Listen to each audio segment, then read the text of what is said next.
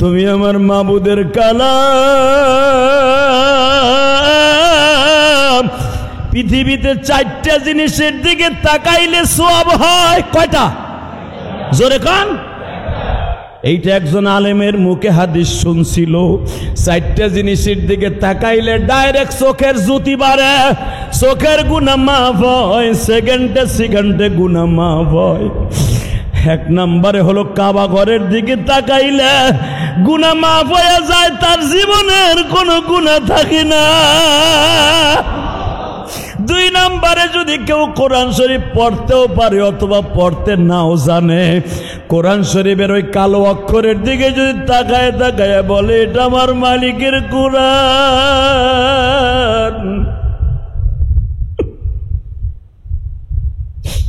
কিয়ামতের আগে বলে এই কোরআন শরীফের একটা অক্ষরও দুনিয়ায় থাকবে না। ওয়ারাত্তিলিল কুরআন তারতিলা খায়রুকুম মান তাআল্লামাল কুরআন ওয়া আল্লামা। পৃথিবীর সবচাইতে বড় ইলমের নাম হলো কোরআন শরীফের ইলম।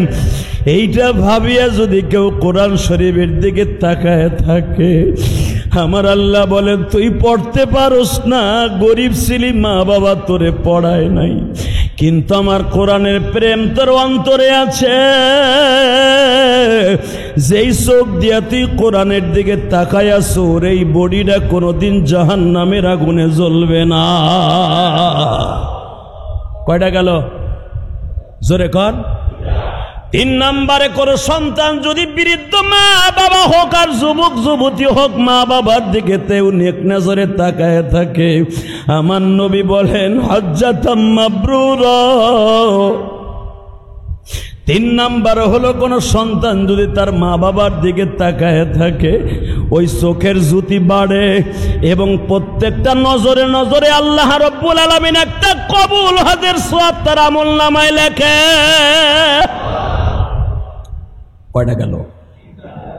4 নম্বরে আমার বিশ্ব নবী বলে কোন আলেমের দিকে যদি কেউ তাকায় থাকে, কোন আলেমান আও মুআল্লিমান আও মুস্তামিলান আও মুহিব্বান, কেউ যদি আলেমের দিকে নেক নজরে তাকায় থাকে, 4 নম্বরে বিশ্ব নবী বলে তার চোখের জ্যোতি বাড়ে, তার জন্য জাহান্নামের আগুন হারাম হইয়া যায়। বাবা চরমোনার মাঠে তোমরা গেছো, চরমোনার মুরিদ গুলা তার শায়েকের দিকে কেমনে তাকায় থাকে দেখছো? চরমোনার 5টা বাবা ঔষধ আছে, 5 নম্বর ঔষধের মধ্যে দেখবা আল্লাহর কুতুব লেখছে তার শায়েকের ধ্যানে থাকতে হবে, তার শায়েক যে আমল করে ওই আমলগুলা রিসার্চ করতে হবে, শায়েক কোথাও গেলে তার আমলে তার এলেমে যাইতে হবে, তার মাহফিলে যাইতে হবে, তার লেখনী পড়তে হবে। কেন বলছে জানো? এটা 5 নম্বর সবক, শায়েকের ধ্যান করতে হবে। বাজান চরমোনার মুরিদগুলা যখন চরমোনার মাঠে বয়ান শুনতে যায় গো, জাহান্নামের বয়ান যখন আরম্ভ হয়ে যায়, কোন একটা মুরিদ তার পীরের দিকে তাকাইতে পারে না। কেন তাকাইতে পারো না জানো? একমাত্র আমার মালিক বলে কেন আলেমের চেহারার দিকে তাকাইলে গুনাহ মাফ হয়ে যায়। আমার নবী বলে আমি একদিন কবরে চলিয়া যাব, আমার সমস্ত নূরের দায়িত্ব, ইলমের দায়িত্ব, কোরআনের দায়িত্ব, হাদিসের দায়িত্ব, বয়ানের দায়িত্ব আমি আলেমদেরকে দিয়ে গেলাম। আজকে দেখবা হাজার হাজার মানুষ ইলিয়াসুর রহমান জিহাদির বয়ান শুনে কান্দে, হাফিজুর রহমান সিদ্দিকীর বয়ান শুনে কান্দে, মিজানুর রহমান আজারির বয়ান শুনিয়া লক্ষ লক্ষ মানুষ পাগলের মতো ছুটে। সাইদি সাহেব যদি এখন বাইসা থাকতো বাবা, আওয়ামী লীগ যারা তারে ফাঁসি দিছে, সাইদি সাহেব বাইসে থাকলে তারাও সব ফেলাইতো, এক নজর দেখতে যাইতো। বাবা মনে রাখতে হবে, এমনি এমনি সাইদের দেখতে যাইতো না। সাইদির বাড়ি তোমরা তো যাও নাই, আমি বহুতবার গেছি, আমি জানি। গত 3 দিন আগে সাইদির পোলা মাসুদ সাইদি আমার পাশে বইয়া বয়ান শুনছে, তোমরা দেখছো। মাসুদ সাইদি যখন শুনছে, আমি বলছি শহীদ দিলওয়ার হোসেন সাইদি পোলাটা হাঁসের বাচ্চার মতো লাফায়ার কান্দে, বুঝাইতে চাই যে আদি ভাই 13টা বছর বাপ কইয়া ডাক দিতে পারিনি। আব্বা ইন্তেকালের 1 মাস আগে আমাদের সাথে দেখা করলো। যেদিন আব্বারে মাইরা ফেলবে তার 2 দিন আগে আব্বার সাথে দেখা করলাম। আব্বা জীবনের শেষ বিদায় নিয়ে যাবে, আব্বা বুঝতে পেরেছে। আব্বা আমারে বলে, মাসুদ রে তোর মায়েরা দেখা রাখিস বাবা।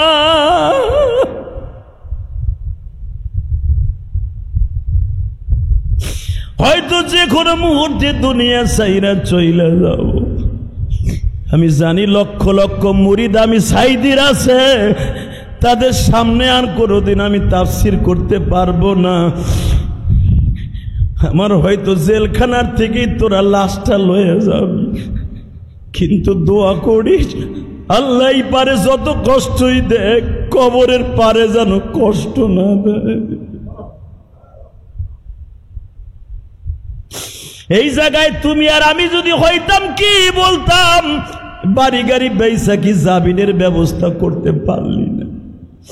মাসুদ বলে, যতবারই আব্বাজানের সাথে দেখা করতে যাইতাম জেলখানার সামনে দাঁড়াইলি আব্বা বলতো, দোয়া করিস দুনিয়ার জীবনে যত কষ্ট পাই না কেন, দুঃখ নাই, কবরে যায় যেন কষ্ট না পাই।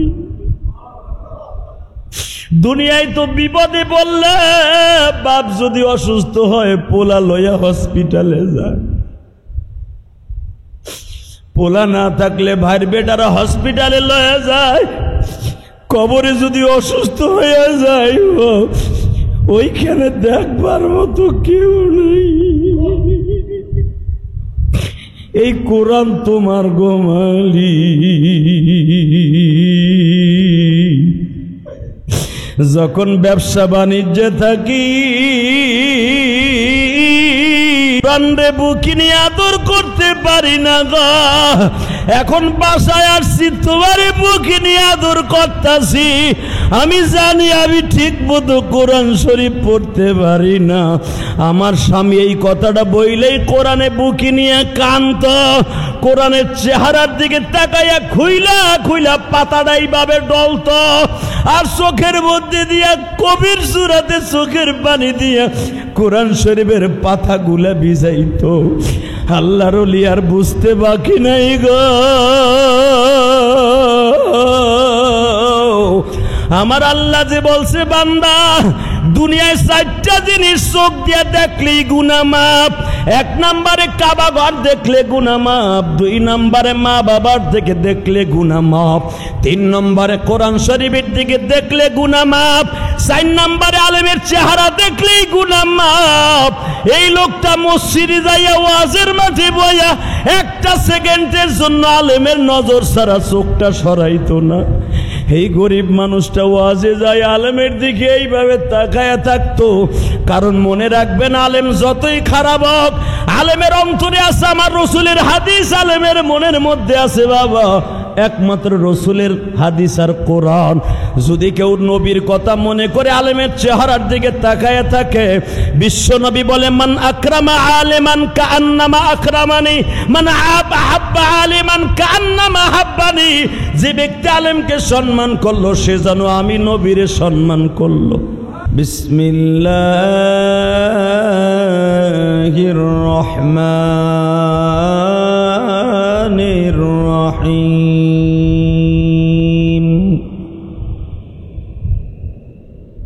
ওয়াল আসরি ইন্নাল ইনসানা লাফি খাসর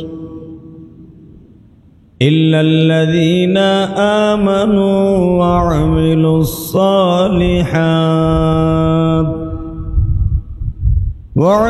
الصالحات وتواصوا بالحق وتواصوا بالصبر. وقال الله تبارك وتعالى إنما المؤمنون الذين إذا ذكر الله وجلت قلوبهم وإذا تليت عليهم آياته زادتهم إيمانا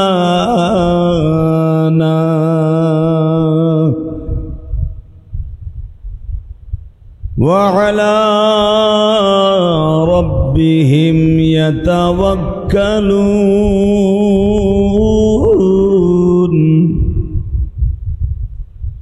إن الله وملائكته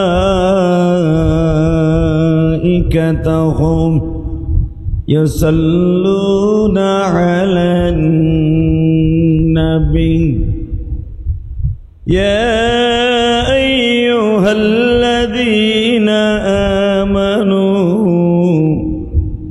صلوا عليه وسلموا تسليما لا إله إلا الله لا إله إلا الله لا إله لا إله إلا الله لا إله إلا الله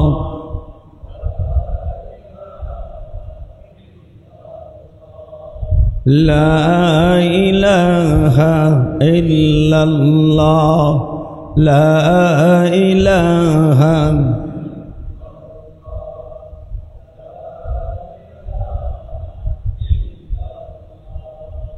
لا إله إلا الله محمد رسول الله صلى الله عليه وسلم الله الله الله الله الله الله الله الله الله الله الله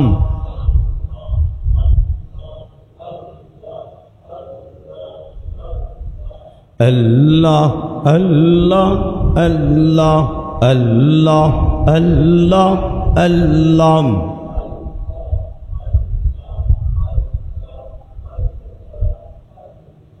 لا إله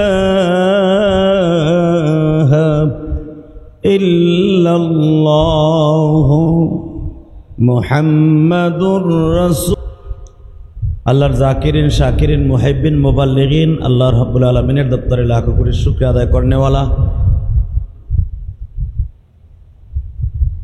আল্লাহর প্রিয় মাহবুব বান্দারা আল্লাহ সুবহানাহু ওয়া তাআলার দপ্তরে লাখো কোটি শুকরিয়া আদায় করছি যে মহান মনিব আপনাকে আমাকে পবিত্র জুমার দিনে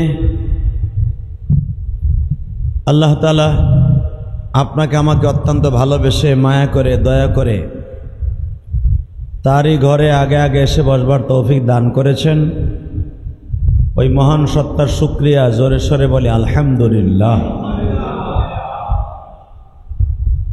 প্রশংসার মালিক একমাত্র আল্লাহ, যিনি আমাদেরকে অত্যন্ত মায়া করে বানিয়েছেন, দয়া করে ভালোবেসে এই পৃথিবীতে আল্লাহ পাঠিয়েছেন। আল্লাহ ইচ্ছা করলে আমাদেরকে কুত্তা বিলাই গরু ছাগলের মতো বানাইতে পারতেন, পারতেন কিনা? পৃথিবীতে আল্লাহর যত মাখলুক আছে, কিছু কিছু মাখলুক আছে তার মন গড়া চলে, সে কারো কমান মানে না, সে নিজের ব্যক্তিগত যা বুঝে তাই করে। তাদেরকে বলা হয় হায়ানত, অর্থাৎ গরু ছাগল কুকুর বিড়াল শ্রীগল হাতি বাঘ সিংহ এরা তার মন গড়া চলে, ঠিক না বেটি? গরুর যদি আপনি এক প্লেট বিরিয়ানি অথবা এক ডেক বিরিয়ানি তার সামনে দিয়ে বলেন আমরা সবাই বিরিয়ানি খাইছি, তুই বিরিয়ানি খা, গরুতে আপনার কথা শুনবে না, ঠিক না বেটি? যদি আপনি গরুকে বলেন এই ক্ষেতটা কিন্তু আমার, এই ক্ষেত বাদ দিয়া তুই পরের ক্ষেতেতে ঘাস খাবি, গরু শুনবে? কথা বলেন না কেন?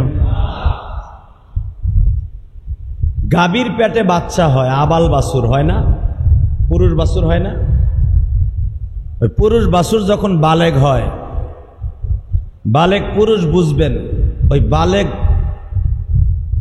ষাটটা তার নিজের মায়ের পিঠের উপর উঠে, ঠিক না ঠিক? ও বুঝে না যে এটা আমার মা, কথা ঠিক না? আল্লাহ, ছাগলের পেটে বাচ্চা হয়, ওই ছাগলের পেট থেকে যদি বিচি দুইটা না ফেলায় দেয় তো এটা পাঠা হয়, ঠিক না বেটে? পাঠা কিন্তু যদি তার জ্ঞান থাকতো যে এটা আমার মা লাগে, সে কোনোদিনে তার মার পিছনে ঘুরতো না। কথা বলেন না কেন? আল্লাহ সুবহানাহু ওয়া তাআলা তাই বলেন, পৃথিবীর কোন হায়ানত অর্থাৎ জীবন যার মধ্যে আছে, এসার শক্তি সবার মধ্যে নাই, একমাত্র মানুষের মধ্যে আছে। কার মধ্যে আছে? এই জন্য আল্লাহ মানুষকে সামনে নিয়ে এই কথা বলেন, বলা আসরে ইন্নাল ইনসানা লাফি খুসর ইল্লাল্লাযীনা আমানু ওয়া আমিলুস সালিহাত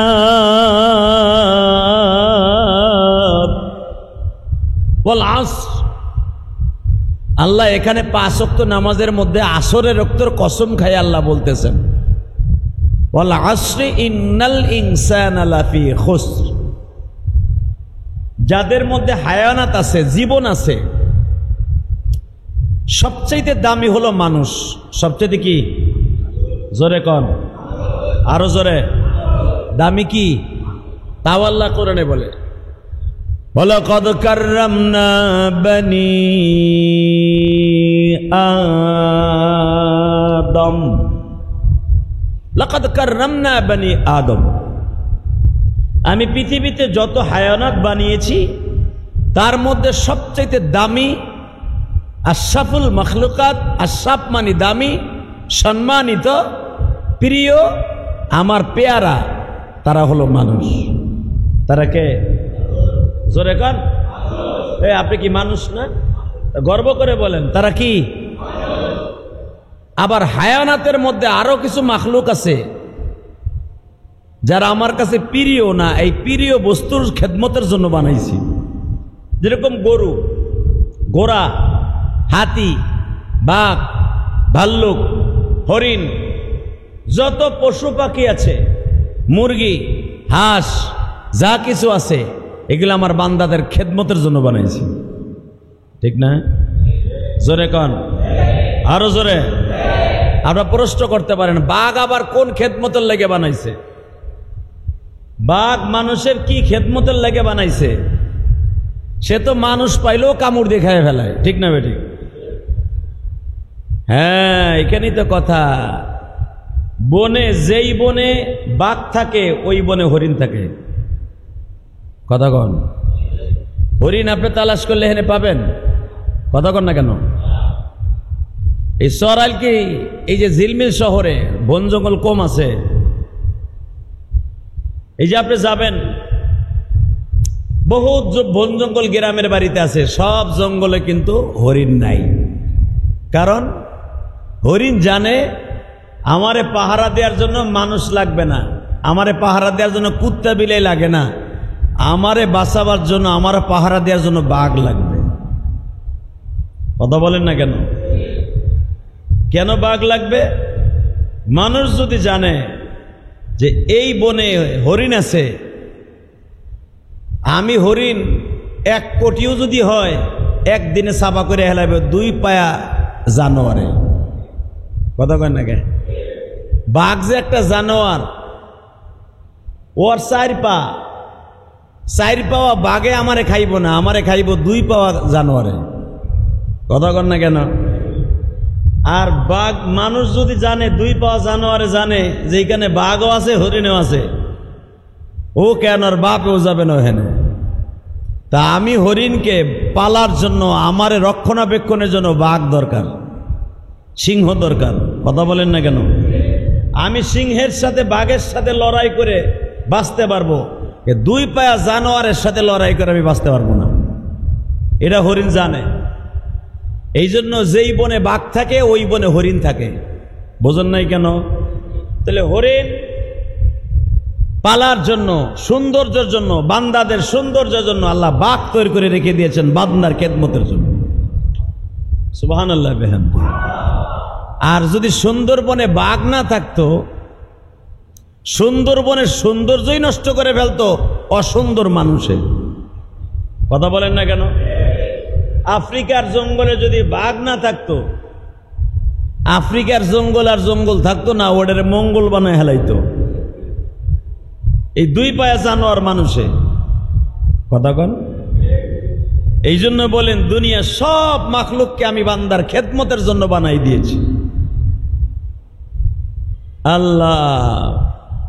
আল্লাহ বলেন দুনিয়ার সব মাখলুক হলো আমার বান্দার খেদমতের জন্য, আর একমাত্র আমি রবের ইবাদতের জন্য।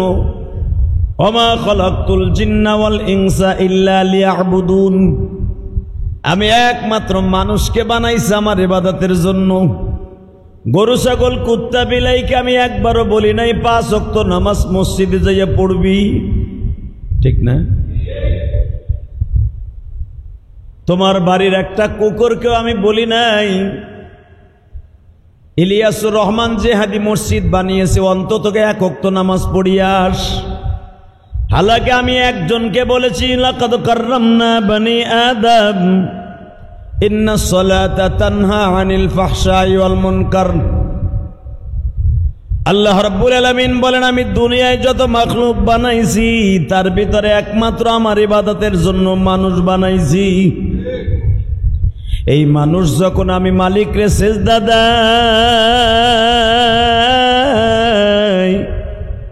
সারা দুনিয়া ওই বান্দার পায়ের উপরে লুটাইয়া ফেলাই আমি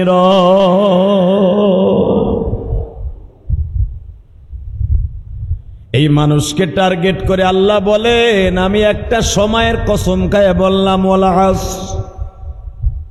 ওয়াল আসরি ইন্নাল ইনসানা লাফি খুসর। যেই নামাজটা বান্দার জন্য পড়া সবচাইতে বেশি কষ্টের, ওই ওয়াক্তটা হলো আসরের ওয়াক্ত, ঠিক না বেঠিক? আসরের ওয়াক্তটা নামাজ পড়া অনেক কষ্ট, মাগরিব পড়াও এত কষ্ট না, জোহরের ওয়াক্ত পড়াও এত কষ্ট না, আসরটা পড়াই কষ্ট। কারণ আসরের ওয়াক্তে মানুষ খাওয়া দাওয়া করে একটু ঘুমায়, আসরের ওয়াক্তে জোহরের ওয়াক্তে মানুষ হাটে বাজারে যায়, জোহরের নামাজ পড়ে আসরের নামাজ হাটে নষ্ট করে, ঠিক না বেঠিক? এই জন্য আমার আল্লাহ আসরের রক্তের কসম খায়া বলেন ওয়াল আসরি ইন্নাল ইনসানা লাফি খুসর। আমি আসরের রক্তের নামাজের কসম খায়া বললাম সমস্ত মানুষ ক্ষতিগ্রস্তের মধ্যে, সমস্ত মানুষ বিপদগামী, সমস্ত মানুষ বিপদের মধ্যে আছে। ওয়াল আসরি ইন্নাল ইনসানা লাফি খুসর। সব মানুষগুলা বিপদের মধ্যে পড়ে আছে, ধোকার মধ্যে পড়ে আছে, পথভ্রষ্টের মধ্যে পড়ে আছে। ইল্লাল্লাযীনা আমানু ওয়া আমিলুস সালিহাত।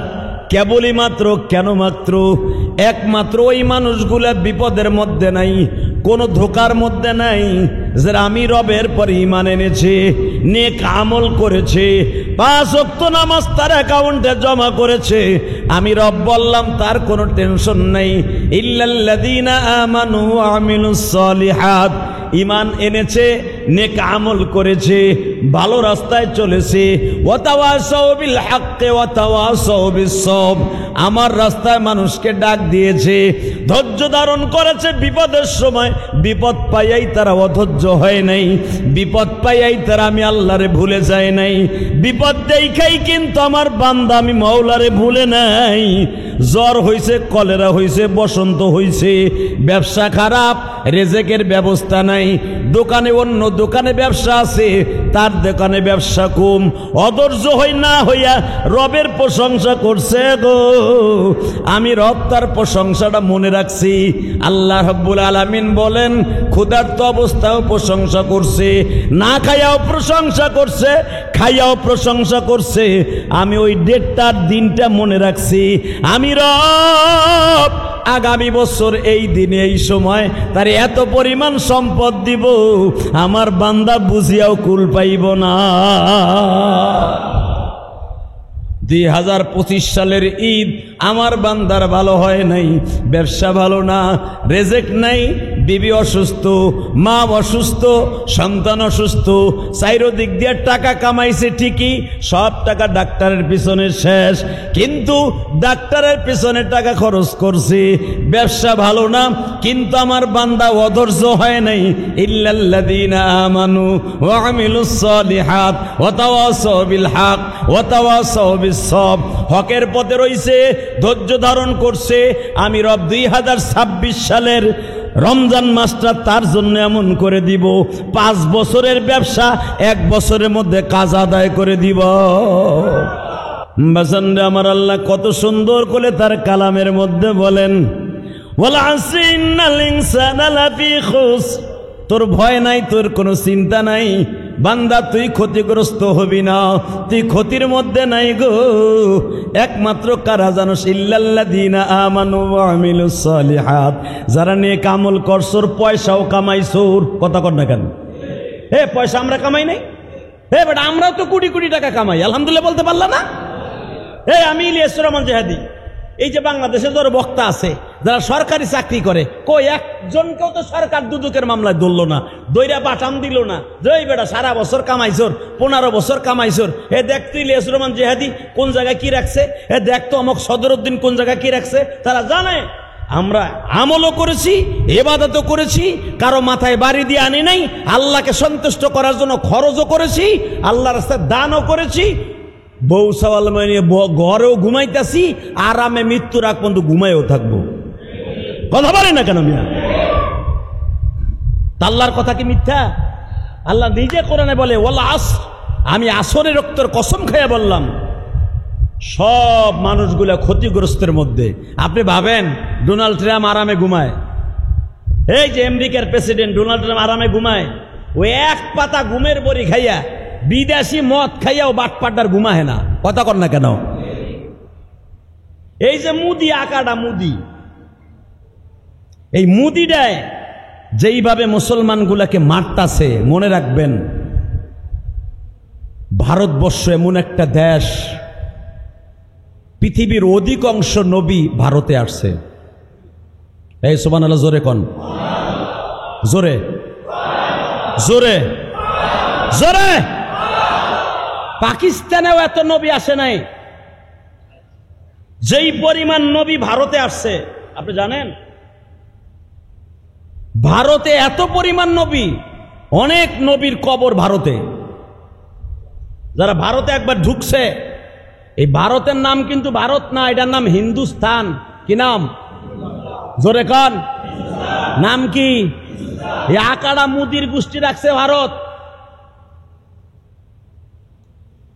মনে রাখবেন, টু ডু টুমোরো, আমি ইলিয়াস রহমান জিহাদি বলে গেলাম, আপনারাও হয়তো একদিন থাকবেন না, আমিও থাকবো না। এই ভারতবর্ষের নাম পাল্টাই একদিন হিন্দুস্তান হবে ইনশাল্লাহ। বলেন ইনশাল্লাহ। এই ভারতের নাম হিন্দুস্তান, কারণ এই হিন্দুস্তান নামটা রাখছে আমার বাবা আদম আলাইহিস সালাম। সুবহানাল্লাহ বলেন না? আরো জোরে। হিন্দুস্তান, পাকিস্তান, উজবেকিস্তান, আফগানিস্তান, এগুলা নূহ আলাইহিস সালামের রাখা নাম, আদম আলাইহিস সালামের রাখা নাম। এইটারে তারা লাগায় দিল, এইটারে তারা লাগায় দিল ভারত। মনে রাখতে হবে, পৃথিবীর কোন দেশে হিন্দু শাসিত দেশ নাই, শুধু একটা মাত্র দেশ, সেটা হলো এই ভারত। আল্লাহ।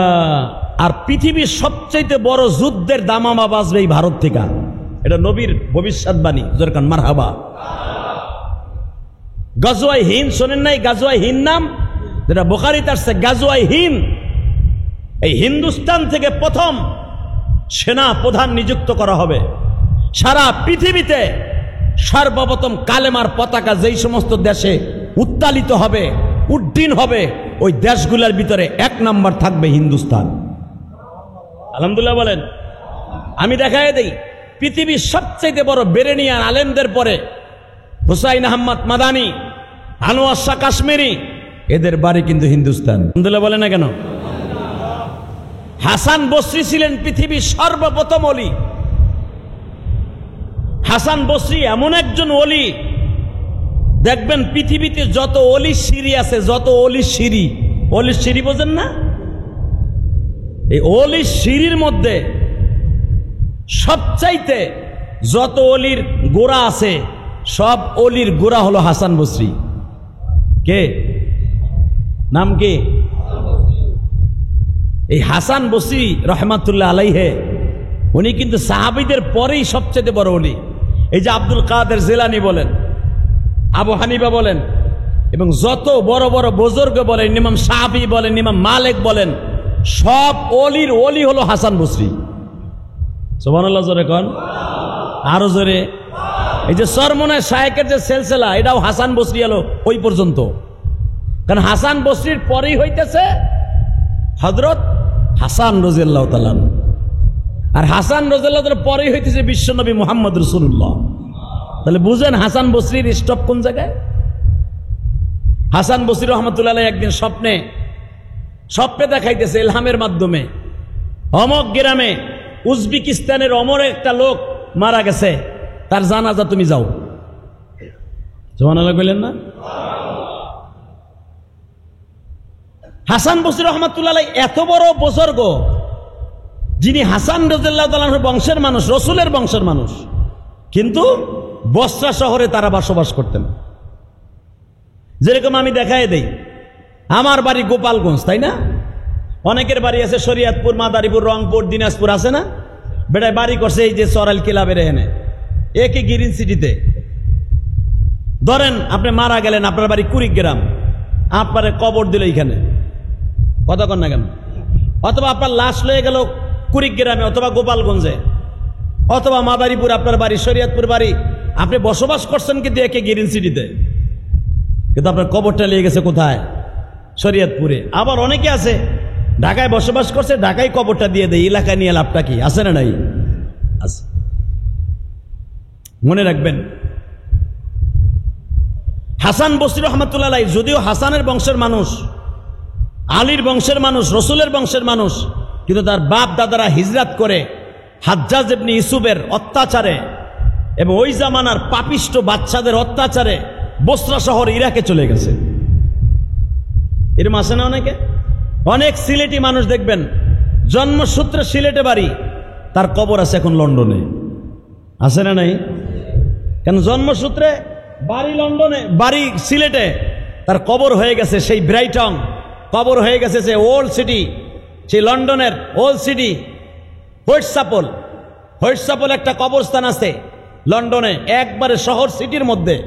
আমি জিয়ারত করছি, আলহামদুলিল্লাহ বলেন। হোয়াইটচ্যাপল যেটাকে বলা হয় একবারে নিউ লন্ডন, যেটা ওল্ড লন্ডন একটা, নিউ লন্ডনের একটা। এই লন্ডনের সবচাইতে উল্লেখযোগ্য একটা কবরস্থান হোয়াইটচ্যাপলে আছে। এই হোয়াইটচ্যাপলে আমার বাংলাদেশের হাজার হাজার মানুষের কবর।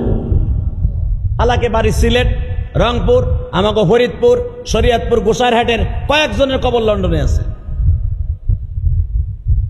নোয়াখালীর যাই দেখি এক জায়গায় পুরা বংশের কবর এক জায়গায়।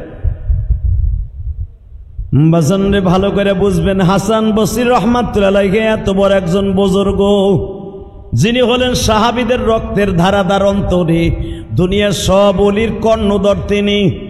রাতের অন্ধকারে স্বপ্নে দেখাইতেছে, হাসান রে, অমক গ্রামের অমন একজন মানুষের জানাজায় তুমি কালকে যাইবা। ওই জায়গায় যাইতে 3 দিন সময় লাগবো। কয়দিন? জোরে কন, আরো জোরে। এটা কি বাংলাদেশ? এ কি এই ডিজিটাল যুগ? হেলিকপ্টার নিয়ে গেলাম, 10 ঘন্টার সময় 1 ঘন্টায় কভার। বিমান নিয়ে গেলাম, 6 মাসের রাস্তা 6 ঘন্টায় কভার। কথা কন না কেন? আগে বাংলাদেশ থেকে হজ করতে যাইতে 6 মাস লাগতো। কয় মাস? জাহাজে যাইতে কয় মাস লাগতো? 6 মাস। আর এখন 6 ঘন্টা। বুঝলেন? বছর পার হয়ে যেত হজ করতে। হাসান বসরি রহমাতুল্লাহ যাইতে 3 দিন সময় লাগবে। লোকটার জানাজায় যাইতে হবে। হাসান বসরি জিগাইতে জিগাইতে যায়, ভাই অমক গ্রাম কোন জায়গায়, অমক জেলার অমক গ্রাম কোথায়? সবাই বলে এখান থেকে গহীন জঙ্গলের ভিতরে গ্রামটা যান। যাইয়া গ্রামের মানুষকে জিজ্ঞেস করে, আপনারা বলেন তো দেখি অমক ব্যক্তির বাড়িটা কোথায়? বলে কেন? লোকটা বলে মারা গেছে। লোকটা মারা গেছে, সে তো উল্লেখযোগ্য মানুষ না, এটা সাধারণ মানুষ মারা গেছে। তাহলে আপনি 3 দিনের রাস্তা অতিক্রম করে আইসেন লোকটার জানাজা পড়াইতে। সুবহানাল্লাহ বললেন না? হাসান বসরি বললেন, আমারে তোমরা চিনো কিনা জানি না, আমি কিন্তু রসুলের বংশের মানুষ হাসান বসরি। লোকটা আশ্চর্য হয়ে গেল, আপনি 3 দিনের সফর করে এই সাধারণ লোকের জানাজা করতে আইছেন, এর লেগেই তো লাশ দাফন করা হচ্ছে না। লোকটা তো বেশি সুবিধাজনক না, সে তো কোনো বড় বজর্গও না, সে আমাকে এলাকারই মানুষ। যার কাছে জিজ্ঞেস করে, এলাকার ইমাম সাহেবরে জিজ্ঞেস করছে। হাসান বসরি যখন এলাকায় ঢুকছে, আরে ভাই মদিনা শরীফের ইমাম সাহেব যদি আপনাকে সরাইলের খেলার মাঠে আসে কোনোদিন ইমামতি করতে, কন আপনারা কেমন লাগবে? ওই দিনকার কাজও বাদ, সব বাদ, অন্তত মদিনার ইমাম সাহেব একটু দেখতে হইবে। কথা কর না কেন? মদিনায় যে দেখতে পারবো না, খেলার মাঠে আইতে না দেখে কি এর ব্যবসা করবো? চুপ ব্যাপার, ঠিক না বেঠিক? তা হাসান বসরি এত বড় বুজুর্গ মানুষ, যখন শুনছে সেই গ্রামে ঢুকছে, মানুষ দলে দলে হাসান বসরি দেখতে গেছে। যাই ইমাম সাহেবরা জিজ্ঞেস করতে, বুঝলাম না, এই লাশটা তো তার গ্রামের মানুষরা রেখে দিছে, শুনছে যে একজন লোক আসতেছে, তার একজন আত্মীয় 3 দিনের রাস্তায় থাকে, তার অপেক্ষায় রেখে দিছি যে 3 দিন পরে জানা যাইব, কিন্তু আপনার জন্য যে রেখে দিছি এটা তোমরা জানতাম না। হাসান বসরি বলে, লোকটা কেমন আছিল? ইমাম সাহেব শুদ্ধা কয়, ওদের এই লোকটা তো তেমন কিছু উল্লেখযোগ্য লোক না, সত্য একটা ব্যবসা বাণিজ্য করতো, দোকানে তরকারি ব্যস্ত, আপেল ব্যস্ত, যেই সিজনে যা তাই ব্যস্ত। দেখতাম মানুষের দ্বারে দ্বারে ঘুরে ঘুরে ব্যস্ত, কিন্তু ওজনে কাউরে কোনোদিন কম দেয় নাই। সুবহানাল্লাহ, দুবারে ভাত খাওয়ার পরে কইয়া দেখতাম লোকটা খালি বলতো যে আল্লাহ তাতগাউ ফিল মিজান ওয়া আকিমুল ওয়াজনা বিল কিসতি ওয়া লা তুখসিরুল মিজান। আল্লাহ বলছে যারা ওজনে কম দেয় আল্লাহ তাকে জাহান্নাম অজিব করে দেয়। যে খাবারে ভেজাল মিশায়, সিন্ডিকেট করে, আল্লাহ তাকে জাহান্নাম অজিব করে। তার কোনো আমল কবুল হবে না, ডাইরেক্ট বরবাদ হয়ে যাবে। এই লোকটা মানুষের দ্বারে দ্বারে কথা বলতো, আর তরকারি ব্যস্ত, আপেল ব্যস্ত, নিষ্পত্তি ব্যস্ত, বিভিন্ন সিজনে ব্যস্ত, কিন্তু লোকটা ওজনে কম দিত না। সাধারণ মানুষ, আপনি তার জানা যাইলেন 3 দিন সফর করিয়া, দিলটা এখন নরম করবেন। কার ভিতরে কে আছে কে জানে, কার ভিতরে কি আমল আছে কে জানে। এইটা আপনার আমি উপরের দিকে রিসার্চ করে বলা যাবে না। আপনি পট করে একটা লোকরে বলে একটা বদমাইশ, তো জাহান্নামী, এ কথা বলার অধিকার আপনাকে আল্লাহ দেয় নাই। কথা বলেন না কেন? এমনকি নবীরও দেয় নাই যে এই লোকটা জাহান্নামী বলার অধিকার। নবীরও বলে না এই লোকটা জান্নাতি, এটা বলার অধিকার শুধু নবীরে 10 জনকে আল্লাহ দান করছিলেন। এরপরে নবীও বলতে পারতেন না কে জান্নাতি। হাসান বসরি বলেন, তোমরা সবাই লোকটারে বললা সাধারণ, কিন্তু সাধারণ লোকের জন্য তো আল্লাহ পাক আমার এখানে জানাজায় পাঠাইতে পারে না। আমার জানতেই হবে এই লোকটার আমলটা কি আছিল। তাহলে সাধারণ মানুষের কাছে জিজ্ঞেস করলে এর সম্পর্কে বোঝা যাবে না, এর বোর কাছে জিজ্ঞেস করবো। সুবহানাল্লাহ, আরো জোরে। আমি যে কয় নাম্বার ইলিয়াসুর রহমান জেহাদি, আমার আমল ঠিক মতো আসে না নাই, আপনি আমার চিনবেন না। আমার কথা তো ঠিকই, ওয়াজে কান দেন, হাসেন, কত কিছু করেন, কিন্তু আমার সবচেয়ে বড় আমলের খবর জানে আমার হোম মিনিস্টার, আমার বউ। বাবা খুব জোরে কইলে যে তোমারটাও তোমার বউ জানে। কথা কর না কেন? তুমি কয় নাম্বারে ঘুষ করে আর সুদ কর, তুমি কি আমল করো, মানুষের দেখে তুমি খারাপ, কিন্তু মনে রাখবা তোমার গোপনীয় আমল একমাত্র তোমার বউ জানে। কতক্ষণ কয়জন মুসল্লি ফজরের নামাজ পড়ছেন আপনার পোলাপানও জানেন, আপনার বউ জানে। কারণ ওইটারে লইয়া তো আপনি ঘুমাইয়াছিলেন, কোন সময় বউর কাছ থেকে বালিশেতে ওইটা ফজরের নামাজ পড়ছেন কেউ না জানলো কে জানে? পোলাপান অন্য রুমে ঘুমায়, আর তুমি মগার মগি এক রুমে ঘুমাইছো। তুমি মগায় কোন সময় উঠছো মগি জানে। কথা ঠিক না বেঠিক? হাসান বসরি রহমতুল্লাহ জিজ্ঞেস করলেন, আমার 3 দিনের রাস্তা খাটাইয়া আল্লাহ তার জানাজায় আনছে, তার আমল সম্পর্কে এলাকার মানুষ কয় খারাপ। ইলিয়াসুর রহমান জিহাদি কদম তুলি গেলে কদরের অভাব নাই। একে গ্রিন সিটিতে ঢুকলে ওই যে হাসানের দোকান আর ওই যেটার দোকানের সামনেতে বাট পাক। কত কন না কেন? জোরে কন, আরো জোরে। সত্য না মিথ্যা? মনে রাখতে হবে। যদি ইলিয়াসুর রহমান জিহাদির আপনারা ভালোই নামাজতেন, কদম তুলি দাঁড়াইলে অন্তত 10টা ছেলে, আমি কোনো ফলের দোকানে দাঁড়াইলে 10টা ছেলে আমার পিছনে লাগে, ভাই ওনার চিনেন? ওই ফলালা কয়, ধর বেটা তোরতে বেশি চিনি। কতক্ষণ না কেন? এক রিক্সায় ওঠার আগে রিক্সাওয়ালার ধরে কয়, হ্যারে চিনস? রিক্সাওয়ালা কয়, ধর মেয়া তোমারতে বেশি চিনি। কতক্ষণ না কেন? হেয়া হেয়া আমার ভালোবাসা দেখাইব, রিক্সাওয়ালারে বুঝাই কইব, খবরদার আস্তে চালাইস, হুজুরের বাড়ির সামনে নামায় দিস। হে রিক্সাওয়ালারও তার উঠটা ফেলে তাফসির করে দেয়, হুজুরে কেমনে তার বাড়ি বন্ধ নিতে হয় আমি জানি। পরে রিক্সাওয়ালাও জানে আমার বাড়িটা কোন জায়গায়। কথা বলেন না কেন? হাসান বসরি মনে মনে ভাবে এলাকার মানুষ তারে কইতেছে খারাপ। ওর একটা সাধারণ মানুষ, আপনি 3 দিনের রাস্তা অতিক্রম করে আইলেন তার জানা যায়। বুঝলাম না তার বিবির সাথে এখন কথা বলা যায় কেমনে? দেখুন, দিলটা নরম করবেন। পর্দার ভিতর থেকে আওয়াজ দিছে হাসান বসরি, মাগ আপনি ঘরের মধ্যে আছেন? আছি। আপনার সম্পর্কে আমার একটু জানার দরকার ছিল। কি? আপনার যে স্বামীটা মারা গেছে আপনি আমার সম্পর্কে জানেন? আমি এই জামানার সবচেয়ে বড় মুহাদ্দিস, আমার লক্ষ লক্ষ ছাত্র এই পৃথিবীতে আছে, এবং আমি রসুলের বংশের মানুষ। মাগো পরিচয়টা দিতাম না, পরিচয় দিলে ভিতরে একটু গরম গরম ভাব আসে। কিন্তু মা আমি কেন দিছি পরিচয়টা? আপনার স্বামী সম্পর্কে আমি একটু তদন্ত করবো, এই জন্য দিলাম যেন আপনি ভুল তথ্য দিবেন না। সবার কাছে মিথ্যা কথা বললো, আমার কাছে বলবেন না, এই জন্য আমি আমার পরিচয়টা দিলাম, আমি রসুলের বংশের মানুষ। মহিলাটা ঘরের মধ্যে থেকে বোরকা পরিধান করে বলে, হুজুর আপনি আমার স্বামীর জানাজায় আসছেন আমি শুনছি, আর আপনি যে আসবেন এটা আমি স্বপ্নের মাধ্যমে জানছি। এই মহিলা আবার কয় নাম্বার অলি? এ রাবেয়া বসরির মতো আর এক অলি। হাসান বসরির চোখের পানি ছেড়ে দিয়া বলে, মা গো আমি যে যারে নিয়ে ঘর করি আমার বিবিও তো বলতে পারবে না কোন অলি কখন আমার গ্রামে আসে। আপনি একটা মহিলা হয়ে আপনি বলতে পারতেছেন যে আপনার স্বামীর জানাজায় আমি হাসান আসব? আমার আর বুঝতে বাকি নাই গো মা। হইতে পারেন আপনার সাধারণ ঘরের মেয়ে, হইতে পারেন একজন গরিবের বিবি,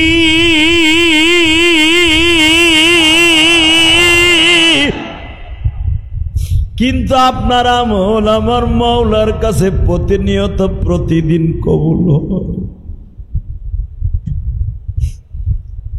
আমি একটু জানতে চাই গো মা, পৃথিবীতে যত মানুষের জানাজা আমি করলাম, কারো জানাজায় যাওয়ার জন্য আদেশ করলো না তোমার স্বামীর নাম সুনামও বেশি নাই। এই গ্রামের মধ্যে সবাই বলে সাধারণ মানুষ। এই মানুষটার জানাজায় আমার মালিক যখন আমারে আসতে বলছে, বলেন না তার কোনো গোপনীয় আমল আছে কিনা? স্ত্রী বলে, আল্লাহর ওলি আমার স্বামী বাহিরে কি করত আমি জানতাম না, দোকানে রাস্তাঘাটে কি করত জানতাম না, কিন্তু ঘরের ভিতরে আমলগুলো আমি জানি গো। ঘরের ভিতরে আমলটা কি? এখন কানবেন। কে কইছে আপনার গুনাহ মাফ হইব না? এই মিয়া, গুনাহ করতে লাগবে 60 বছর, 70 বছর, 50 বছর, আর আমার আল্লাহর মাফ করতে লাগবে 1 সেকেন্ড টাইম। 1 second time. কোন জুমাটা আল্লাহর কাছে কবুল হয়ে যাবে আপনি কিচ্ছু জানেন না।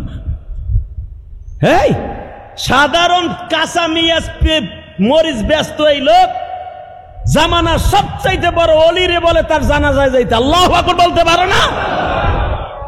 যে কোনো মানুষের জানাজায় দেখবেন যার জানাজায় আলেম বেশি থাকবে ওর জীবনে যত গুনাহ আছে আল্লাহ মাফ করে দিবে।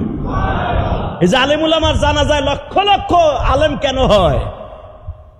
ওই আলেমের গোপনীয় যত আমল আছে ওই আমলের খাতিরে তার জানাজায় এত লোক হয়। আপনি মনে রাখবেন, কেরানীগঞ্জের যত বড় বড় আলেমরা মারা যাবে, আমিও যদি এখন মারা যাই, আমার বিশ্বাস আছে অন্তত হাজার হাজার আলেম আমার জানাজায় উপস্থিত হবে। আর আপনি মরে দেখেন, কুত্তে বিলাই সারা কয়টা আইব তোমার জানাজায়? আইয়া দেখবা তার দাড়ি নাই, মোষ নাই, বগলের পশম কাটার সময় নাই।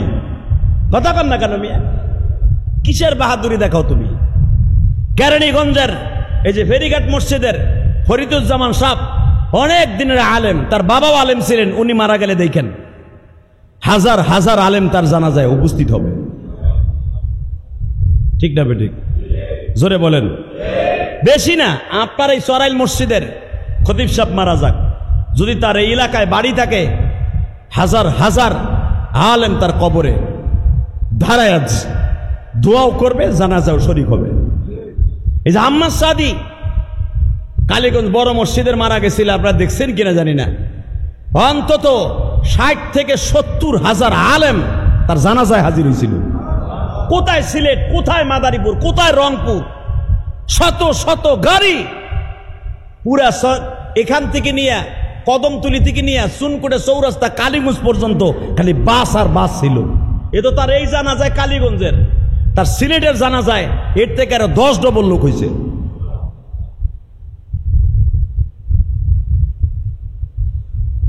হাসান বসরি জিজ্ঞেস করে, একটা কথা জিজ্ঞেস করি, ঘরের আমলটা কি ছিল বলেন তো? এইবার দিলটা নরম করবেন। কার ভিতরে কি আছে কে জানে? জোরে বলতে হবে, আরো জোরে, আরো জোরে। আপনি দেখতেছেন লোকটা রিক্সা চালায়, আপনি দেখতেছেন লোকটা তরকারি ভ্যানে বেচে, আপনি দেখতেছেন আপনার বাড়ি আস্তর মিস্ত্রি কাজ করে, স্যানিটারি কাজ করে, কিন্তু লোকটার সাথে আমার মাওলার এমন একটা যোগাযোগ, আমি ইলিয়াসুর রহমান ডাক দিলে আল্লাহ শোনে না, ওই স্যানিটারি মিস্ত্রি আল্লাহরে ডাক দিলে লগে লগে শুনতে বাধ্য। কথা ঠিক না বেঠিক? জ্বলন্ত প্রমাণ। হাসান বসরির মতো রসুলের বংশের মানুষকে 3 দিনের রাস্তা সফর করে জানাজায় আসতে বলে স্বয়ং রসুল।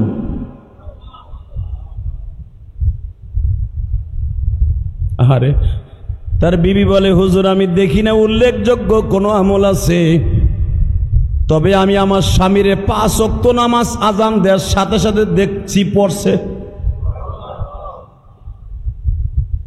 আর একটা আমল করছে আমার মনে পড়ছে, মৃত্যুর আগ পর্যন্ত আমার মাবুদের কোরআন রে হাতে নিত, তারপরে কোরআন হাতে নিয়ে প্রথম বুকে লাগাইতো। তরকারি যেই পালা দিয়া মাপতো আর ব্যস্ত, ওই পালাটারে ধুইয়া মইসা রাইখা দিয়া বলতো, বিবিরে রাখো। ঘরের মধ্যে ঢুইকাই কোরআন শরীফটা উপরের থেকে নামাইতো।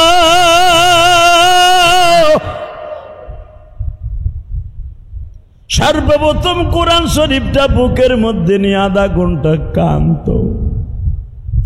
হালাকি আমি জানতাম আমার স্বামী কোরআন শরীফ পড়তে পারে না,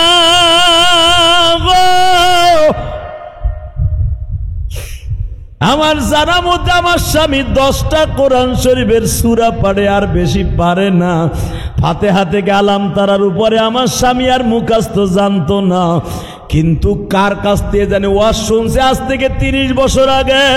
এই 30 বছর ধরিয়া এই কোরআন পড়া শিখতে চাইছে, যতটুকু শিখছে আমার জানা মতে ভালো করে পড়তেও পারতো না, কিন্তু কোরআন শরীফের নয়নে প্রতিদিন বুকের মধ্যে কাঁদতো।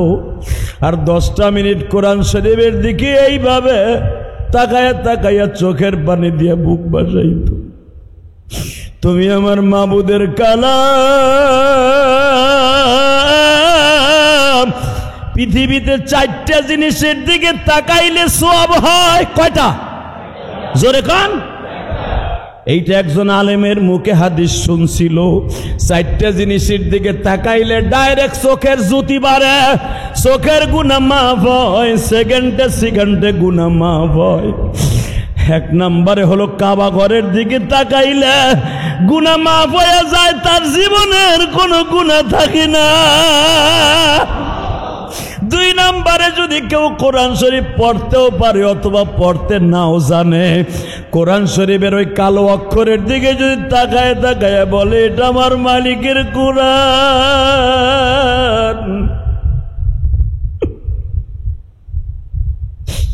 কিয়ামতের আগে বলে এই কোরআন শরীফের একটা অক্ষরও দুনিয়ায় থাকবে না।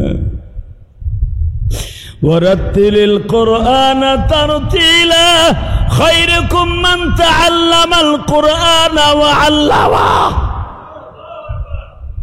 পৃথিবীর সবচাইতে বড় ইলমের নাম হলো কোরআন শরীফের ইলম। এইটা ভাবিয়া যদি কেউ কোরআন শরীফের দিকে তাকায় থাকে, আমার আল্লাহ বলেন তুই পড়তে পারোস না, গরিব ছিলি, মা বাবা তোরে পড়ায় নাই, কিন্তু আমার কোরআনের প্রেম তোর অন্তরে আছে। যেই চোখ দিয়া তুই কোরআনের দিকে তাকায়া সোর, এই বডিটা কোনোদিন জাহান্নামের আগুনে জ্বলবে না। কয়টা গেল? জোরে কর।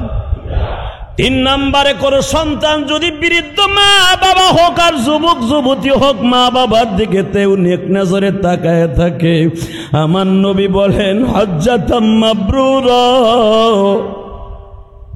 3 নম্বর হলো কোন সন্তান যদি তার মা বাবার দিকে তাকায় থাকে, ওই চোখের জ্যোতি বাড়ে এবং প্রত্যেকটা নজরে নজরে আল্লাহ রাব্বুল আলামিন একটা কবুল হজের সওয়াব তার আমলনামায় লেখে। কয়টা গেল? 4 নম্বরে আমার বিশ্বনবী বলে কোন আলেমের দিকে যদি কেউ তাকায় থাকে, কোন আলেমান আও মুআল্লিমান আও মুস্তামিলান আও মুহিব্বান, কেউ যদি আলেমের দিকে নেক নজরে তাকায় থাকে, 4 নম্বরে বিশ্বনবী বলে তার চোখের জ্যোতি বাড়ে, তার জন্য জাহান্নামের আগুন হারাম হইয়া যায়। বাবা চরমোনার মাঠে তোমরা গেছো, চরমোনার মুরিদগুলা তার শায়েকের দিকে কেমনে তাকায় থাকে দেখছো? চরমোনার 5টা বাবা ঔষধ আছে, 5 নম্বর ঔষধের মধ্যে দেখবা আল্লাহর কুতুব লেখছে তার শায়েকের ধ্যানে থাকতে হবে, তার শায়েক যে আমল করে ওই আমলগুলা রিসার্চ করতে হবে, শায়েক কোথাও গেলে তার আমলে তার এলেমে যাইতে হবে, তার মাহফিলে যাইতে হবে, তার লেখনী পড়তে হবে। কেন বলছে জানো? এটা 5 নম্বর সবক, শায়েকের ধ্যান করতে হবে। বাজান চরমোনার মুরিদগুলা যখন চরমোনার মাঠে বয়ান শুনতে যায় গো, জাহান্নামের বয়ান যখন আরম্ভ হয়ে যায়, কোনো একটা মুরিদ তার পীরের দিকে তাকাইতে পারে না।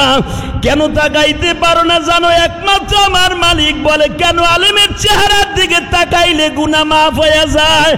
আমার নবী বলে আমি একদিন কবরে চলিয়া যাব, আমার সমস্ত নূরের দায়িত্ব, ইলমের দায়িত্ব, কোরআনের দায়িত্ব, হাদিসের দায়িত্ব, বয়ানের দায়িত্ব আমি আলেমদেরকে দিয়ে গেলাম। আজকে দেখবা হাজার হাজার মানুষ ইলিয়াসুর রহমান জিহাদির বয়ান শুনে কান্দে, হাফিজুর রহমান সিদ্দিকীর বয়ান শুনে কান্দে, মিজানুর রহমান আজারির বয়ান শুনিয়া লক্ষ লক্ষ মানুষ পাগলের মতো ছুটে। সাইদি সাহেব যদি এখন বাইসা থাকতো বাবা, আওয়ামী লীগ তারা তারে ফাঁসি দিছে, সাইদি সাহেব বাইসে থাকলে তারাও সব ফেলাইতো, এক নজর দেখতে যাইতো। বাবা মনে রাখতে হবে, এমনি এমনি সাইদের দেখতে যাইতো না। সাইদির বাড়ি তোমরা তো যাও নাই, আমি বহুতবার গেছি, আমি জানি। গত 3 দিন আগে সাইদির পোলা মাসুদ সাইদি আমার পাশে বইয়া বয়ান শুনছে, তোমরা দেখছো।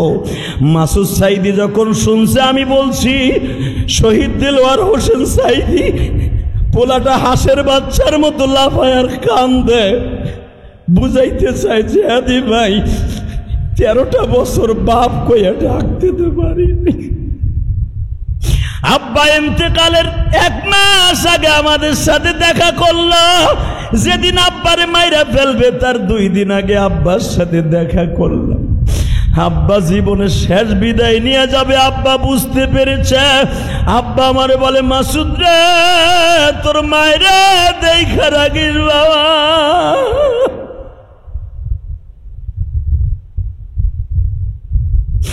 হয়তো যে কোনো মুহূর্তে দুনিয়া ছাইরা চইলা যাব।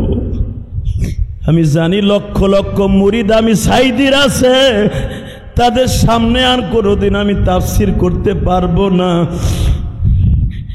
আমার হয়তো জেলখানার থেকেই তোরা লাশটা লয়ে যাবি, কিন্তু দোয়া করিস আল্লাহ পারে যত কষ্টই দেখ, কবরের পারে যেন কষ্ট না দেয়।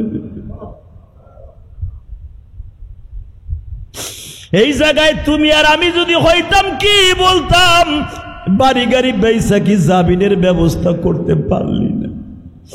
মাসুদ বলে, যতবারই আব্বাজানের সাথে দেখা করতে যাইতাম, জেলখানার সামনে দাঁড়াইলি আব্বা বলতো, দোয়া করিস দুনিয়ার জীবনে যত কষ্ট পাই না কেন, দুঃখ নাই, কবরে যায় যেন কষ্ট না পাই।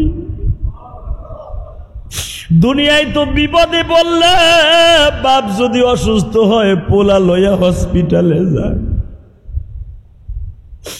পোলা না থাকলে ভাইয়ের বেটারা হসপিটালে লইয়া যায়। কবরে যদি অসুস্থ হয়ে যায় ওইখানে দেখবার মতো কেউ নেই। কে বা হবে সঙ্গে তোমার মরণে। বিশ্বনবী বলেন এই কবিতাগুলো, এটা আমার বাপের বানানো না। কে বা হবে সঙ্গে তোমার মরণে, কে বা হবে সঙ্গে তোমার কবরে, কে বা হবে সঙ্গে তোমার মিজানে, কে বা হবে সঙ্গে তোমার পলসুরতে। আল্লাহ তুমি মাফ কইরা দাও আমাকে, তুমি মাফ না করলে মাফ কে বলো করিবে। বাজান রে, হাসান বসরি যেই লোকটার জানাজায় গেছে, ওই লোকটা কোরআন শরীফ খুইলাই কথাগুলাই বলতো, মালিক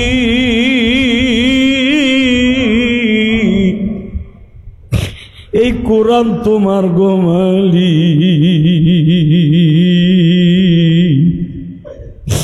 যখন ব্যবসা বাণিজ্যে থাকি প্রাণে বুকি নিয়ে আদর করতে পারি না গো, এখন বাসায় আসছি তোমারে বুকি নিয়ে আদর করতাছি। আমি জানি আমি ঠিক মতো কোরআন শরীফ পড়তে পারি না। আমার স্বামী এই কথাটা বইলেই কোরআনে বুকি নিয়ে কান্ত, কোরআনের চেহারার দিকে তাকাইয়া খুইলা খুইলা পাতাটাই ভাবে ডলত, আর চোখের মধ্যে দিয়া কবির সূরাতে চোখের পানি দিয়া কোরআন শরীফের পাতাগুলা ভিজাইতো। আল্লাহর ওলি আর বুঝতে বাকি নাই গো।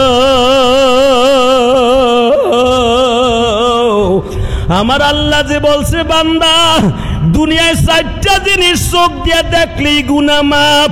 1 নম্বরে কাবা ঘর দেখলে গুনাহ মাপ, 2 নম্বরে মা বাবার দিকে দেখলে গুনাহ মাপ, 3 নম্বরে কোরআন শরীফের দিকে দেখলে গুনাহ মাপ, 4 নম্বরে আলেমের চেহারা দেখলেই গুনাহ মাপ। এই লোকটা মসজিদে যাইয়া ওয়াজের মাঠে বইয়া 1টা সেকেন্ডের জন্য আলেমের নজর ছাড়া চোখটা সরাইতো না। এই গরিব মানুষটা ওয়াজে যায় আলেমের দিকে এইভাবে তাকায়া থাকতো। কারণ মনে রাখবেন, আলেম যতই খারাপ হোক, আলেমের অন্তরে আছে আমার রসুলের হাদিস, আলেমের মনের মধ্যে আছে বাবা একমাত্র রসুলের হাদিস আর কোরআন। যদি কেউ নবীর কথা মনে করে আলেমের চেহারার দিকে তাকায় থাকে, বিশ্ব নবী বলে মান আকরামা আলিমান কাআন্নামা আকরামানি, মান আহাব্বা আলিমান কাআন্নামা হাব্বানি। যে ব্যক্তি আলেমকে সম্মান করলো সে যেন আমি নবীরে সম্মান করলো। জোরে জোরে জোরে জোরে, আরো জোরে। সাতক্ষীরার যেই কুলাঙ্গার চেয়ারম্যান একজন আলেমকে চটকানি দিতে চাইলো, মনে রাখতে হবে ওর বংশের ভিতরে একটা আলেম আছে কিনা আমি জানি না। কথা কন না কেন? জোরে। আর যাদের জন্মের মধ্যে ভেজাল এরাই আলেম ওলামার কুচ্ছ রটনা করে। কথা বলেন না কেন? হইতে পারে তার মায়ের পরকিয়ার ফসল ওই পোলা ওই মেয়ে, অথবা তার বাবার পরকিয়ার ফসল অবস্থা নাবাক অবস্থায় হয়তো ওরে জন্ম দিছে। এটা আমি বলি নাই, ডাইরেক্ট কোরআন শরীফের কথা। এই মুসলমানের পোলা আমার বিশ্ব নবীকে যে গালি দিয়েছিল, বলছিল মুহাম্মদ, ওটা আমি বলতে পারবো না। উতুল্লিম বাদা যালিকা জানিম। কোরআনে আল্লাহ বলেন, এই জেনাকারিনীর সন্তান, তুই আমার নবীর জেনাকার বলে গালি দিস। আমার নবী জারজ না, তুই জারজ। আল্লাহু আকবার বলতে পারলেন না? কারণ আমি আল্লাহ এতদিন গোপন রেখেছিলাম, তোর মা তোর চাচার সাথে পরকিয়া করে, ওই পরকিয়ার প্রোটেকশনে তোর জন্ম। উতুল্লিম বাদা যালিকা জানিম। ডাইরেক্ট আল্লাহ কোরআন আয়াত দিয়ে বললেন বিশ্ব নবীকে, ও আপনাকে গালি দিয়েছে, আমি আল্লাহ উত্তর দিলাম ও হলো জারজ। এই আয়াতের সূত্রে বোঝা যায় যে আলেম ওলামার দিকে তাকায়া কোন নজরে তাকায় আলেম ওলামারে গালি দেয়, মনে রাখবেন ওর জন্মের কোথাও না কোথাও ভেজাল আছে। এটা আমি বলি নাই, কোরআন শরীফের কথা, হাদিসের কথা। আল্লাহ রাব্বুল আলামিন আমাদের বুঝে বুঝে আমল করার তৌফিক দান করো। জোরে করে আমিন, আরো জোরে। মনে রাখবেন আল্লাহ সব কিছু মাফ করে দিবেন, সব কিছু। নামাজ পড়েন নাই জীবনে, মাফ করে দিবে। ঘুষ খান নাই, খাইছেন, মাফ করে দিবে। সুদ খাইছেন, যদি সুদের টাকা হক যেতে পরিমাণ সুদ খাইছেন, ঘুষ খাইছেন, ভালো হওয়ার ইচ্ছা যদি থাকে ওই পরিমাণ টাকা কোনো মসজিদে নয় মাদ্রাসায় দান করে দিলেন। ইমাম সাহেবের কাছে দিয়ে বললেন, হুজুর আমার এই টাকাটা দিয়া মাদ্রাসার এতিমখানার ছাত্রদের পায়খানা প্রস্রাবখানায় লাগাবেন। কোনো এতিমখানার কোনো সুদ আর ঘুষের টাকা কোনো মাদ্রাসার ছেলেদের বোর্ডিংয়ে লাগানো যাবে না, এটা হারাম। এটা বোঝেন না আমার কথা? সুদের টাকা ঘুষের টাকা হারাম কোনো টাকা মাদ্রাসা মসজিদের কোনো ভালো কাজে লাগানো জায়েজ নাই। লাগাইলে যে লাগাবে ও গুনাহগার, আর যে যাইজা শুনে দিল ও বেঈমান হয়ে যাবে। সুদ ঘুষের টাকা কত খাইছেন একটা আন্দাজ করবেন। আমার জীবনে কত টাকা সুদ খাইছি, এখানে আমি যদি জিজ্ঞাসা করি 95% মানুষ ব্যাংকে টাকা রাখেন, রাখেন না? ব্যাংকে টাকা রাখেন। এই যে ইলিয়াস রহমান জেহাদি ব্যাংকে টাকা রাখছি, বুকে থাবুর দিয়ে বলতে পারি, ওখানে লেখা আছে নো ইন্টারেস্ট। কোটি টাকাও যদি রাখি ওখানে লেখা আছে আমি 1 টাকা সুদ নেব না। আমার টাকা নিয়ে বাইতুল মালে রাখতে হয়। ব্যাংক রসুলের যুগে ছিল, ওটাকে ছিল বাইতুল মাল, আর এখন থেকে ব্যাংক। লেখা যদি আপনার ফরমে থাকে নো ইন্টারেস্ট, আপনার টাকা দিয়ে যদি তারা খায় এটা তাদের ব্যাপার। কিন্তু আপনি যে লেখা দিয়েছেন নো ইন্টারেস্ট, আমি 1 টাকা নেব না, বরঞ্চ কারেন্ট অ্যাকাউন্ট আমার এখান থেকে প্রতি মাসে 1000 টাকা, প্রতি বছরে 1000 টাকা কাটবেন, আপনার জন্য জায়েজ।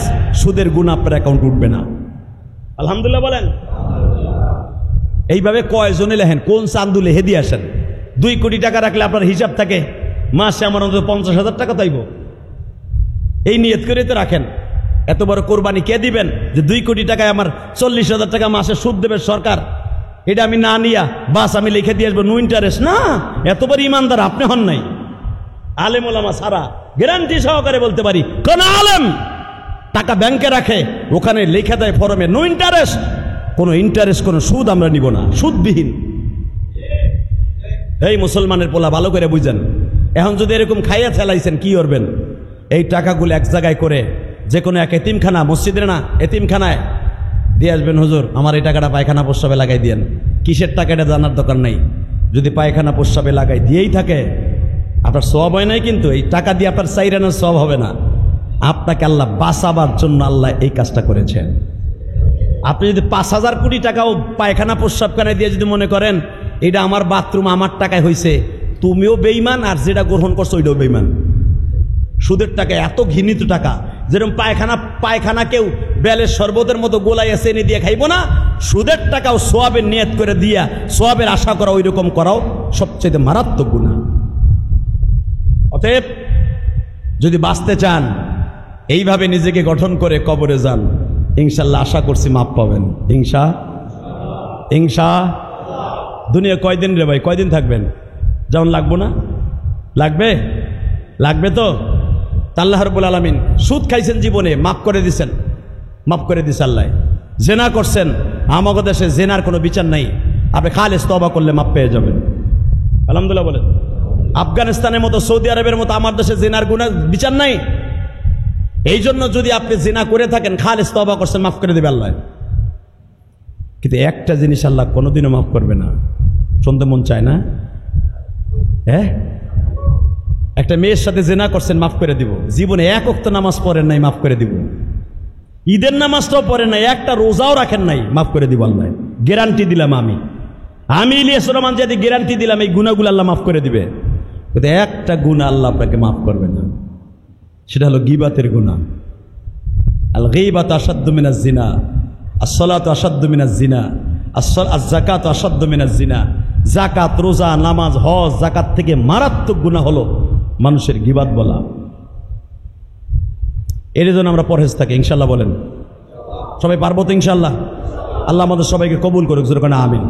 আসেন তওবা করে আস্তাগফিরুল্লাহ রব্বি মিন কুল্লি যামবি ওয়া আতুবু ইলাইহি লা হাওলা ওয়ালা কুওয়াতা ইল্লা বিল্লাহিল আলিয়্যিল আযীম লা ইলাহা ইল্লাল্লাহু মুহাম্মাদুর রাসূলুল্লাহ। দোয়া চাই। আমার একজন সাদিক, আমার এক বন্ধু, আইসিইউতে অপারেশন হবে, ওপেন হার্ট সার্জারি হবে, শুরু হয়ে গেছে মনে হয়। 1টার দিকে তাকে অপারেশন থিয়েটারে নেওয়ার কথা।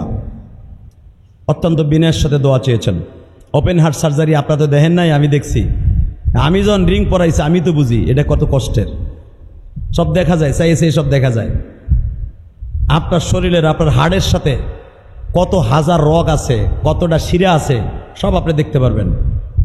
ওপেন হার্ট সার্জারি করা মনে করবেন আপনার এই হাড়টারে এখান থেকে খুলে নিয়ে আলাদা গামলায় রাইখা, নারী বুড়ি আর এক জায়গায় রাইখা, মনে করবেন এইটা হলো একটা আস্তা খাসা, গরুর খাসা, আর সব পার্স পাতি হলো আর এক গামলার মধ্যে। এটারে খুইলে ওর ভিতরে রগ একটা ঢুকাই দিয়া, হয়তো এখান থেকে নেওক, এখান থেকে নেওক, আপনার দেখছেন না, পিঠের থেকে নেওক, নিয়ে ওপেন হার্ট সার্জারি করে দিয়ে দেবে আপনার ওইটার সাথে। বলক জায়গাটাকে ওপেন করে দিবে, এটার নাম ওপেন হার্ট সার্জারি। অতএব এই অপারেশনটা প্রায় কারো 12 ঘন্টাও লাগে, 10 ঘন্টাও লাগে, 6 ঘন্টাও লাগে, নিম্নে 6 ঘন্টার নিচে না, নিম্নে 6 ঘন্টা লাগে। খুব টাফ ব্যাপার। মনে করবেন ওই 6 ঘন্টা আপনি আজরাইলের সাথে দেখা করে আইছেন মোটামুটি। আজরাইলের লগে আসমানে যে আল্লাহর লগে মেরাজে যাইয়ে ঘুরা পুইরা আবার হসপিটালে আইছেন। ওপেন হার্ট সার্জারি মানি হলো তাই। অতএব লোকটা দোয়া চাইছে, আল্লাহ রাব্বুল আলামিন যেন তাকে সুস্থ বানায় দেয়। আপনারাও দোয়া করবেন, আমিও দোয়া করি। আল্লাহুম্মা আমিন।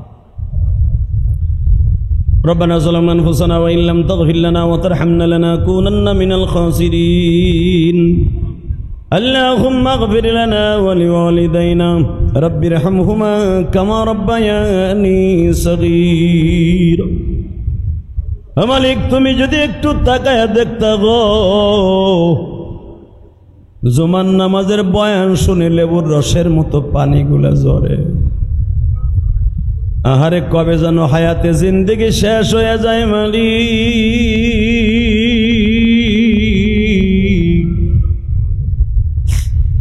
ছেলে মেয়ে পাশে বসে বসে কাঁদবে, কিন্তু বাবারে কোনো উপকার করতে পারবে। ছোট্ট মায়েরা কানবে আর বলতে আমার বাবারে কই লইয়া যাও গো। ছোট্ট নাতিটা বলবে আমার নানারে সাদা পাঞ্জাবি পরাইয়া তোমরা 4 জনে কোথায় লইয়া যাও। আমি কাফনের ভিতর থেকে সব দেখবো, কিন্তু কথা বলতে পারবো না।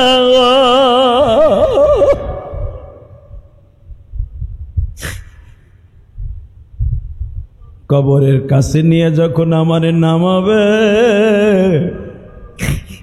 আমার ভাই বেরাদার আত্মীয় স্বজন সবাই পাশে থাকবে, কিন্তু আমি দেখব, বলতে পারবো না আমারে একা রাইখা যাইস না। আমি এই বাগানে কেমনে একা একা থাকব? গতকালকাও বিবিরে খাটে লইয়া ঘুমাইছি, আজকে বিছনা পাতি জাজিম সারা তোষক সারাই মাটির ঘরে কেমনে ঘুমাবো?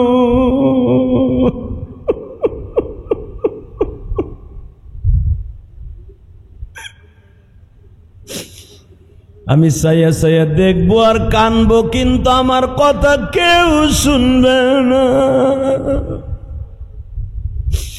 তুমি মাওলা থাইকো পাশে, তুমি মাওলা থাইকো পাশে, কাউকে লাগবে না।